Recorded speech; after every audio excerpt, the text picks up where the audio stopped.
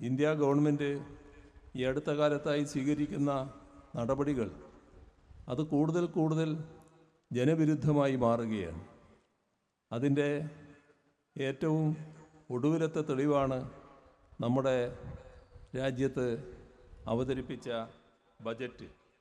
ആ ബജറ്റിൽ നമ്മുടെ സംസ്ഥാനത്തെ വലിയ തോതിൽ തഴയുന്ന നിലയാണ് എടുത്തത്. അതൊരു ഭാഗം, അത് സ്ഥിരമായി സ്വീകരിച്ചു കൊണ്ടിരിക്കുന്ന നിലയാണ്. എന്നാൽ നമ്മുടെ രാജ്യത്ത് നടപ്പാക്കേണ്ട പല കാര്യങ്ങളിലും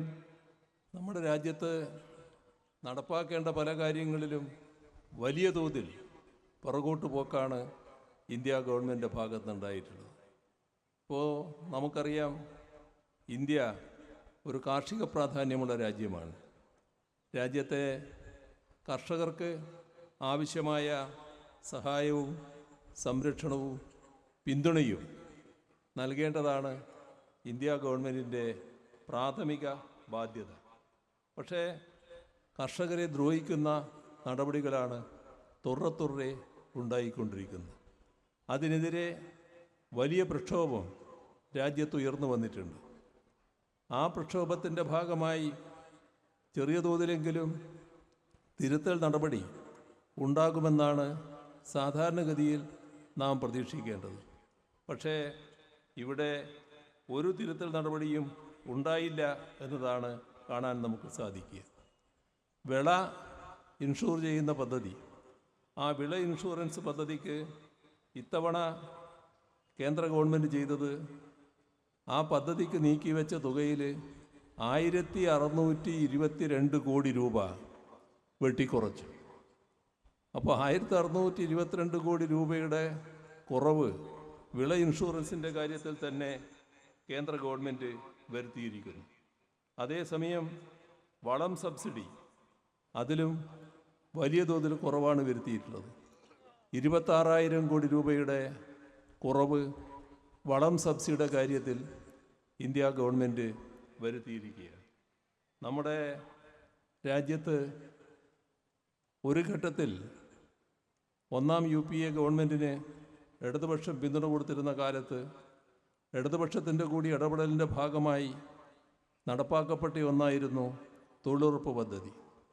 ആ തൊഴിലുറപ്പ് പദ്ധതിയിൽ വലിയ വെട്ടിക്കുറവ് കഴിഞ്ഞ കാലങ്ങളിൽ വരുത്തി. കഴിഞ്ഞ വർഷത്തേത് വലിയ വെട്ടിക്കുറവായിരുന്നു. അതിനെതിരെ വലിയ വിമർശനങ്ങൾ ഉയർന്നു വന്നു. അതിൽ ചില്ലറ വർധനവ് ഏതായാലും വരുമെന്നാണ് രാജ്യമാകെ പ്രതീക്ഷിച്ചത്. പക്ഷേ ഒരു പൈ വർദ്ധിപ്പിക്കാൻ ഈ ബജറ്റിൽ കേന്ദ്ര ഗവൺമെൻറ് തയ്യാറായില്ല. നമ്മുടെ രാജ്യത്തെ ദയനീയാവസ്ഥ, പരമദരിദ്ര കുടുംബങ്ങൾ ധാരാളമാണ് ഇന്ത്യയിൽ. ഇന്ത്യ രാജ്യത്തെ രാജ്യങ്ങളുടെ ഒരു പട്ടികയിൽ കണക്കാക്കിയാൽ ദരിദ്രാവസ്ഥയിൽ 105-ാം സ്ഥാനത്താണ് നമ്മുടെ രാജ്യം നിൽക്കുന്നത്. അതിപ്പോൾ കുറച്ചുകൂടി വർദ്ധിച്ചിട്ടുണ്ടാകും, കുറച്ച് മുമ്പുള്ള കണക്കാണ്. ഒരു തരത്തിലും നമ്മൾ ഈ ദരിദ്രാവസ്ഥ കുറച്ചു കൊണ്ടുവരികയല്ല, പാവപ്പെട്ടവർ കൂടുതൽ പാപ്പരീകരിക്കപ്പെടുകയാണ്. സമ്പന്നർ കൂടുതൽ സമ്പന്നരായി മാറുകയാണ്. അത്തരമൊരു നയമാണ് ഇവിടെ നടപ്പാക്കുന്നത്. ഒരു നേരത്തെ ആഹാരത്തിന് വഴിയില്ലാത്ത കോടിക്കണക്കിന് ആളുകളാണ് നമ്മുടെ രാജ്യത്ത് ജീവിക്കുന്നത്.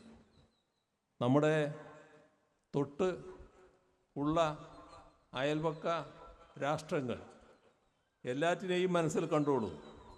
ഒരു രാഷ്ട്രവും നമ്മുടെ പുറകിലില്ല. എല്ലാം നമുക്ക് വളരെ മുന്നിലാണ്. അവിടങ്ങളിൽ ഉള്ളതിനേക്കാളും കൂടുതൽ ദാരിദ്ര്യം നമ്മുടെ രാജ്യം അനുഭവിക്കുന്നു. അപ്പോൾ സാധാരണഗതിയിൽ ഭക്ഷ്യ സബ്സിഡി നല്ല രീതിയിൽ അനുവദിച്ചു പോകേണ്ടതാണ്. പക്ഷേ ഇത്തവണ ഇന്ത്യ ഗവൺമെൻറ് ചെയ്തത് 7 ലക്ഷം കോടി രൂപയുടെ കുറവാണ് ഭക്ഷ്യ സബ്സിഡിയുടെ കാര്യത്തിൽ വരുത്തിയത്. എന്തൊരു ക്രൂരതയാണെന്ന് നോക്കണം. സാധാരണക്കാരെ, പാവപ്പെട്ടവരെ തെല്ലും പരിഗണിക്കാത്ത നിലപാടാണ് ഇന്ത്യ ഗവൺമെൻറ്റിൻ്റെ ഭാഗത്തു നിന്ന് ഉണ്ടാകുന്നത്. ഇതെല്ലാം നമ്മുടെ രാജ്യത്തെ സാധാരണക്കാരെ ഏറ്റവും കൂടുതൽ പ്രതികൂലമായി ബാധിക്കുന്ന കാര്യമാണ് എന്നത് പ്രത്യേകിച്ച് പറയേണ്ടതില്ല. നമ്മുടെ സംസ്ഥാനത്തോട് എല്ലാ കാലത്തും ഒരുതരം ശത്രുതാപരമായ നിലപാടാണ് സ്വീകരിച്ചു പോകുന്നത്. എന്താണ് അതിനടിസ്ഥാനമെന്നത് നമുക്കാർക്കും മനസ്സിലാക്കാൻ കഴിയില്ല.